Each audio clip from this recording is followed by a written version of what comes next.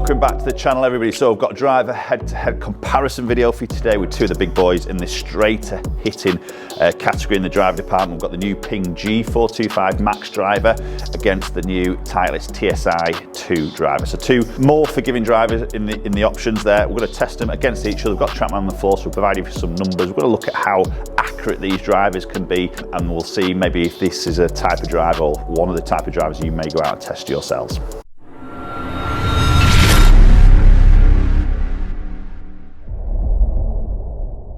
Okay, so we're going to start off with the Titleist TSi2. So for me, a really good performing driver. Did a review video a while back with this. So we've got some new technology with the ATI face, that aerospace graded material in that club face. Again, it's helping with that ball speed. We've got that central weight in that back section, similar to what we're going to see in the G425 Max. But as I say, Titleist, it's a great looking club, and they always do great looking clubs, don't they? You know, very black polished top section there, just a small logo of TSI's alignment aid, and then that is literally it on the club face. So very clean looking club, so very different to what we're going to see with the Ping, as you can imagine. So let's start off with the TSi2. 9° head set at 9°. Okay, and that's a lovely strike to start off with. Just a fraction on that left side, but not by much at all.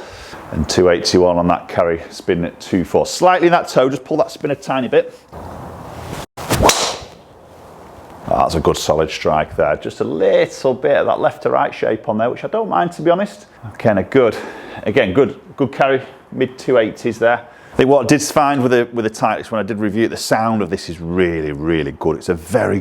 It's like a mid sound. It's not too muted, it's not too loud. It's just a very solid feeling golf club, very solid sounding golf club, and it does sit great down by that golf ball, very square in that face. Okay, and there's that low strike. I always creep a couple of those low strikes in there. You can see that launch, it's very straight there. It launch has popped down into that 8° mark, spins obviously popped up, lose that distance there. That is definitely my miss. I think it's one of those shots on the golf course into where you're playing partners probably, oh, good shot there, because you'll see it go quite nice and straight, but you just know yourself it's a bit weak, isn't it? You've just not quite got it, but you'll take it as a bad one. You're still finding that short stuff.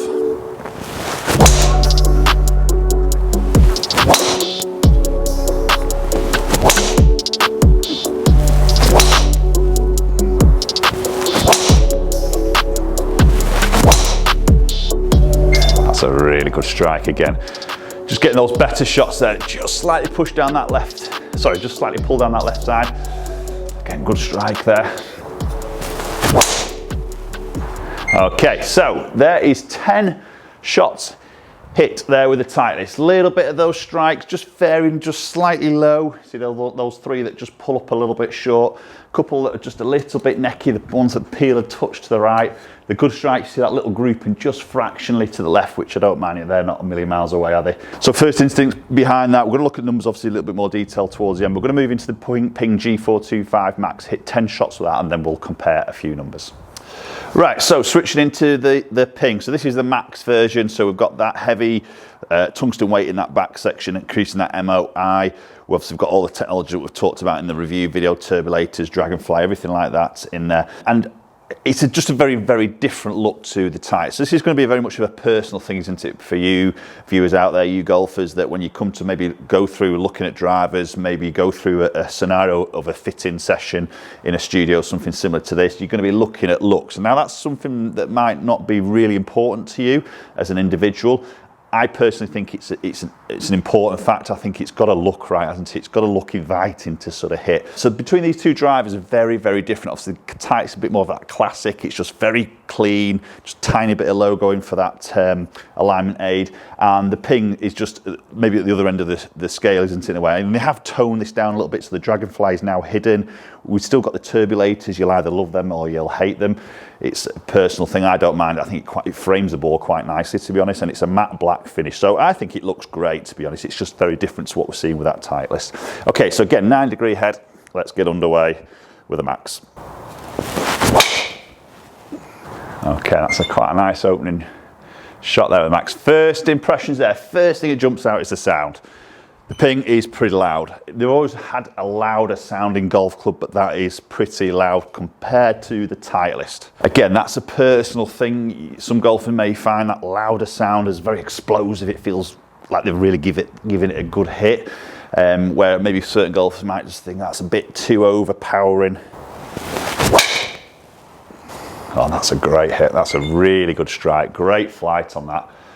Yeah, good ball speed there with that better strike, good launch. And yeah, that's the longest one up to now, 290. Really good spin, that 2,500 through that strike. A little bit more that launch for me. Again, that goes back to what I just said earlier. When I just get that strike a little bit low in the face, it pops my launch out a little bit low and I lose quite a bit of distance then. Oh, and absolutely ripped that by. I've pulled it up the left. I just cling onto that fairway. Good ball speed.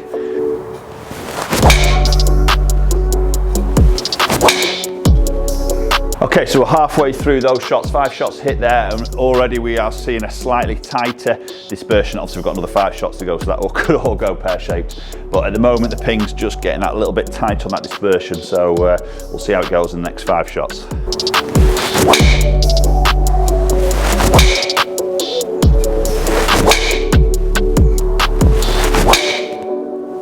Okay, so one more with the Ping, and then we can do a little bit of comparing. Just leaking a tiny bit of that right hand side.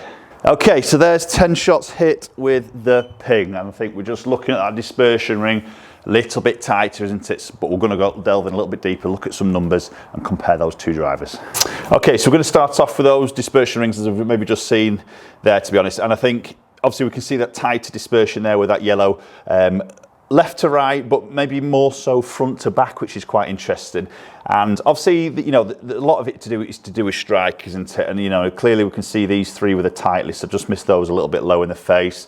That's what's just pulled that launch down and come out. So I probably would say I've struck the Ping a little bit better. We'll have a look at strikes. Okay, so look at the strike a little bit more detail. This is all those 10 strikes hit with the Titleist. So you can see I've got some of those low toe shots there.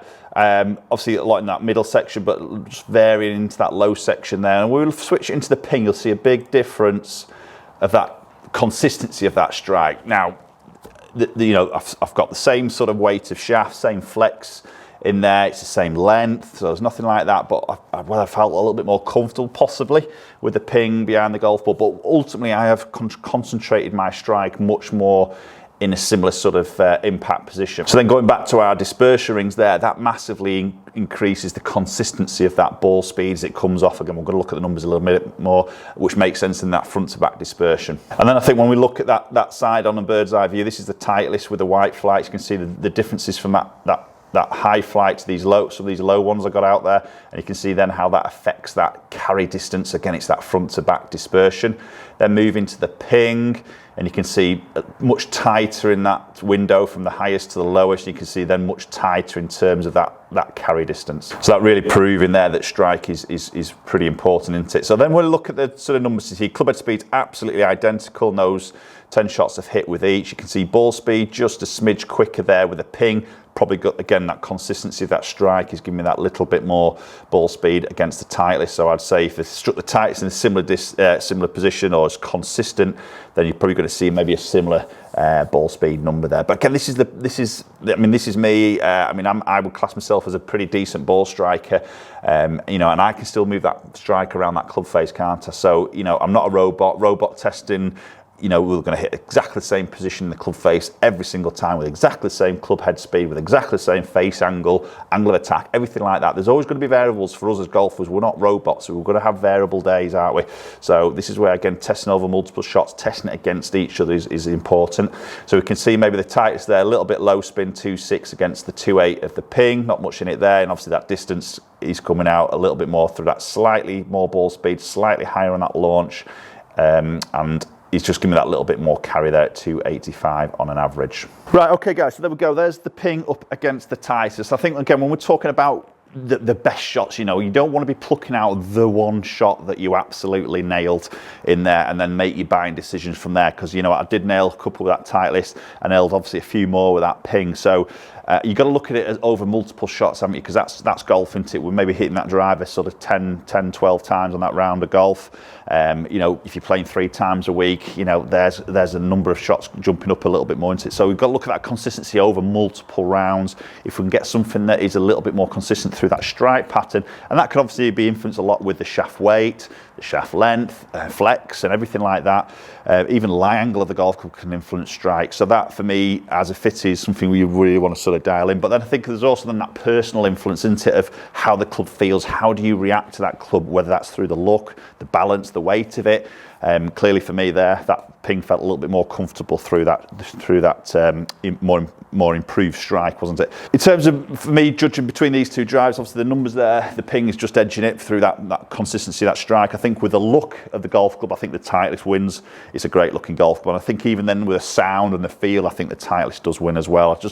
I do like the Ping. I'm not, you know, I have a G400 driver myself, so I'm not offended by the look of that by any means. It feels quite comfortable to me. But that sounds just a little bit loud. It's quite tinny. I don't know whether that comes across on the camera there or not, but that's maybe an aspect that you might not be bothered with, or it might be something that concerns you. So post your comments down below. Let me know your thoughts between those two drivers. Both really good drivers in my opinion. Love to hear your thoughts as always. If you enjoyed the video, do share it around, hit the like button, and most importantly, hit that subscribe button if you haven't done so already, and hopefully we'll catch up with you all very soon.